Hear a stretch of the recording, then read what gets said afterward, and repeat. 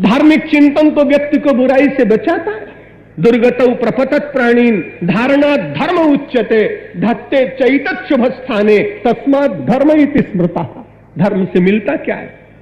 बुराई मन में जागी, संकल्प उठा, बुराई के लिए पैर आगे बढ़े, लेकिन धर्म का विचार आया तो तुरंत अपने पैरों को समेट लिया। बुराई का विचार जागा, हाथ उठाने लगे किसी दूसरे की वस्तु, तुरंत धर्म का चिंतन आया, ये वस्तु बिना परिश्रम के चुपचाप मैं अपने पास रखूंगा, ये उचित न होगा। आपके हाथ बंद हो गए। आपने तलवार उठाई किसी को मारने के लिए, हाथ तो उठ गया, तलवार भी तन गई, लेकिन धर्म का विचार आ गया। हिंसा करने से भगवान प्रसन्न नहीं होंगे, पाप लगेगा, और आपके हाथ की तलवार गिर गई। अपने श्वेत वस्त्रों को पहने हुए बड़े मद और अहंकार पूर्वक चलता चला आ रहा था कलिंग का युद्ध करने के बाद, और आने के बाद देखा तो राजा से पूछा, एक साधु ने पूछा, वो तो अपने अश्व पर बैठा चला जा रहा था, वस्त्रों के ऊपर रक्त के चिन्ह थे, लेकिन मार्ग पर चलता हुआ एक राजकुमार जिसने अपने प्रासाद का परित्याग किया था, अपनी अनिंद सुंदरी पत्नी का परित्याग किया था, अपने कुसुम कोमल शिशु का परित्याग किया था, और एक वृक्ष के नीचे बैठकर मन में विचार किया था, इहा सने शुष्य तुम्हें शरीरम त्वगस्थि मांसम प्रलयन चयातो अप्राप्य बोधम बहुकल्प दुर्लभम नई वासनात् काय मनुष्यलिष्यते।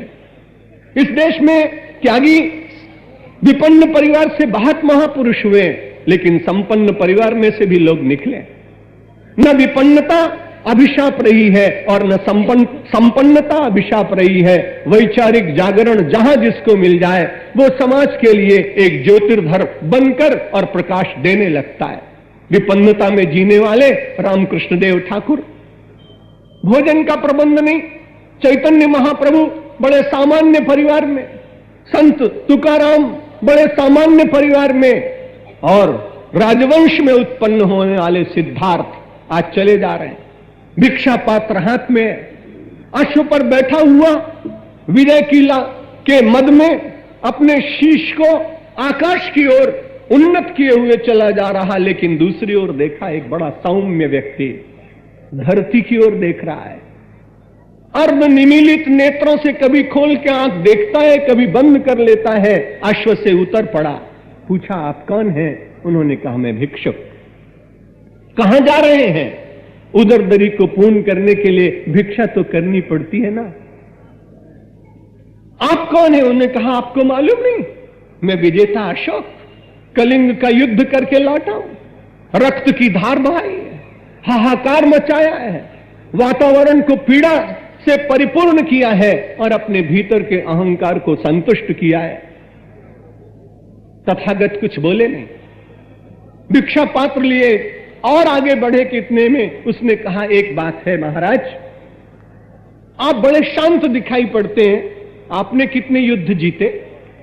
उन्होंने कहा मैंने कोई युद्ध जीता नहीं, मैंने बाहरी जगत में कुछ जीता नहीं, जो जीता हुआ था उसको छोड़ दिया है। छोड़ा है अपनी इच्छा से, अपने बल से नहीं। एक बात ध्यान रखिएगा, पुरुषार्थ के द्वारा आप संग्रह कर सकते हैं, लेकिन जब त्याग आपके भीतर आएगा तो परमात्मा के अनुग्रह के बिना त्याग नहीं होता। परमात्मा की कृपा होती है तभी मानव के मन में त्याग का विचार जागता है। यदि कुछ त्याग कर सके तो अपने बल को श्रेय मत दीजिएगा, तब विचार करिएगा कि परमात्मा की विशेष कृपा हुई कि मुझसे कुछ छूटा।